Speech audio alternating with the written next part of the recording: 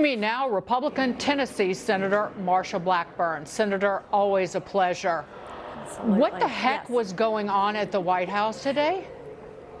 I tell you, you just can't make this stuff up. Think about it, Dagan. 8.3% inflation, 13% if you want to go back to where we were when he took office. And what is he talking about? Spending more money to combat inflation. You just can't make it up, because this is not something that is going to work. But this is their solution.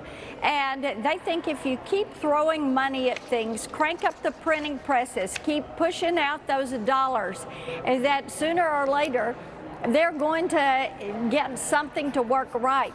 We know that $313 billion in new taxes won't do it. We know that $369 billion on the Green New Deal, it's not going to do the job for them. What we do know is that it is making life more difficult for the American people, for Tennesseans.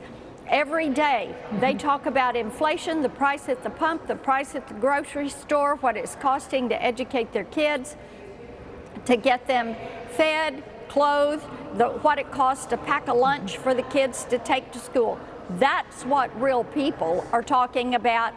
Joe Biden and the Democrats are oblivious to this.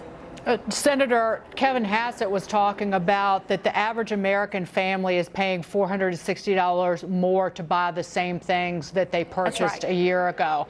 But what the administration is doing is certainly the reason the market sold off is because the Federal Reserve is going to need to get more aggressive to fight this inflation. And Biden and company are making their job that much harder, in part because of not just the student loan bailout, but in the short run, extending the moratorium on making student loan payments until the end of the year is stimulus. It's direct fiscal stimulus. And there was a tweet from David Harsanyi, who writes for the Federalist. He said that while inflation is crushing you, your dollars are going to pay off a grad student's loans and pay off his Tesla. That's really kind of gets to the heart of it. It does indeed. And it is so important to realize that the majority of student loans are held by people with advanced degrees, PhDs, lawyers, doctors, and these are individuals that are going to be high-income earners. Now, you have a small amount of student loans that are held by your lower income earners.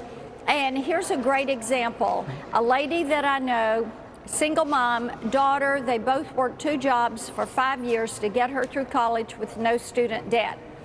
She came up to me and said, Marsha, do I get a tax credit? Does my daughter get a tax credit?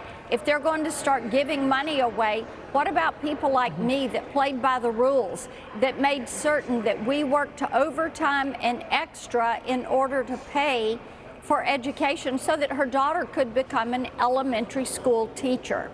Now, this is how it is affecting people, and we get more calls in our office about this student loan forgiveness program than anything. And you mentioned Kevin Hassett's figure, $460 a month, every month, extra to buy the same basket of goods that you have been. Now, Dagan, they're looking at having less money to go around because more money goes into the essentials. And then you have these PhDs and these doctors that are getting their loans paid off, $10,000 written off, and it's not fair. Does anyone, Senator, in the Biden administration or even across the aisle acknowledge, even privately to you, that their spending, their fiscal policy is causing inflation and particularly keeping it elevated at these near 40-year high levels? I don't think that it really matters to them. They feel insulated from this, and they're not seeing the pressure that a family in Tennessee is seeing from the price at the pump, the price at the grocery store. As one of my Tennesseans said, I can't fill up the car and fill up the grocery cart on the same day. And that's the pressure that is there on individuals that are working hard to make ends meet, and wages are not keeping up with inflation. Before we go, Senator, there's been much talk about the boondoggle bill that Senator Joe Manchin signed onto, this Inflation Reduction Act, but that was in exchange for kind of streamlining the permitting process for energy projects. But there are now dozens of House Democrats going after that promise. And I wondered, they've warned, they have a warning for the Senate on energy permitting: don't force us into a shutdown standoff. And they're trying to hold that over the, Schumer's head, but also over the heads of people not as progressive. What do you know about that, and where do you see that going? Because again, if you want to alleviate at least some of the long-term pressure on energy prices, you would want to kind of pave the way for those permits. Well, yes, indeed. And let me say this. Their so-named Inflation Reduction Act is the most misnamed bill since the Affordable Care Act. We saw what happened with that. When it comes to the permitting provisions that were promised to Senator Manchin in that bill, in that legislation, we know that Shelley Moore Capito from West Virginia has a permitting bill that we have already voted on. It was voted on in our vote-a-rama. That is a bill that would actually work. What we do know is that the House Democrats have said they will not vote for this.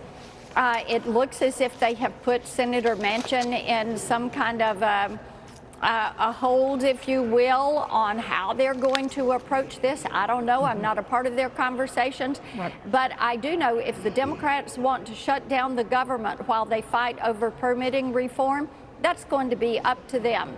I think we need a clean CR, and then we need to come back after the first of the year and look at funding in a more common sense manner. Senator Marsha Blackburn, thank you so much for being here this afternoon. Thank you. You take